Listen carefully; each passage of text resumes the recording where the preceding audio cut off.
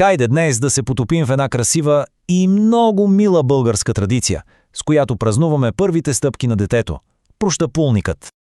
Защото, нали, прохождането не е просто поредното умение, което детето усвоява, то е наистина първата крачка в дългото пътешествие на живота. Един истински магически момент. Добре, хайде да започваме от самото начало, от онзи миг, който спира дъха на всеки родител и празника, който го следва. Това е една такава универсална радост, която свързва всички родители, нали? Момент на огромна гордост, вълнение, а може би и мъничко тъга, че бебето вече пораства толкова бързо. И ето, че точно този специален момент българската традиция отбелязва с ритуал, който е колкото празник за настоящето, толкова и един поглед отправен към бъдещето. Значи, същината тук е в тази двойна роля. Едновременно празнуваме и един вид гадаем. Един наистина красив начин да се съберем и да помечтаем за пътя, който очаква малкия човек. А това е супер интересно. Оказва се, че в различните краища на България ще чуете съвсем различни имена за този ритуал. Но, въпреки имената, същината, символиката, всичко си остава същото, което само показва колко дълбоко е вкоренен този обичай в нашата култура.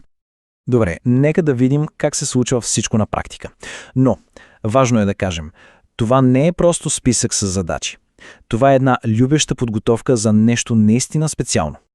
Всъщност, всичко се върти около три ключови символични елемента. Първо, питката.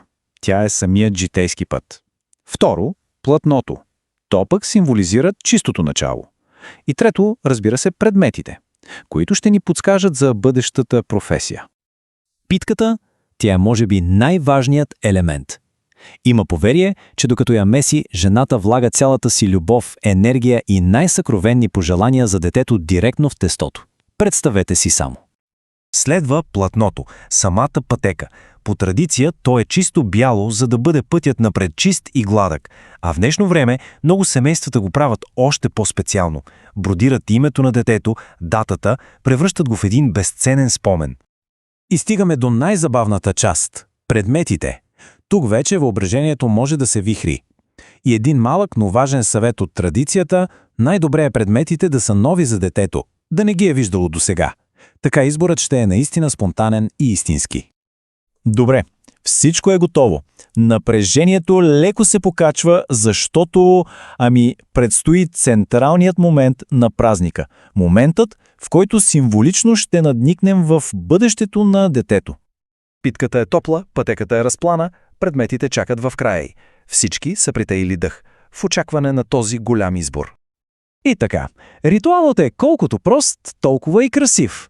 Детето просто следва търкалящата се питка по бялата пътека и посяга към своят избор. И има едно поверие. Ако питката се търкала гладко, без да криволичи, такъв ще е и животът на детето. Лек и щастлив. Това е въпроса, нали? Въпросът, който всички си задават в този миг. Какво ли ще избере? Ще бъде ли творец? Спортист? Учен? Вълнението е наистина осезаемо. И ето, че съдбоносният избор вече е направен. Сега фокусът се измества към споделената радост, към празненството със семейството и най-близките приятели. И тук има и много красиви обичаи. Питката се разчупва над главата на детето за здраве. Първото парченце, разбира се, е за него. А защо майката тича и подскача, докато раздава на гостите? За да предаде тази енергия и пъргавина на своето дете. Символично, разбира се. Самата трапеза също носи символика. Обикновено тя е отрупана предимно с сладки неща.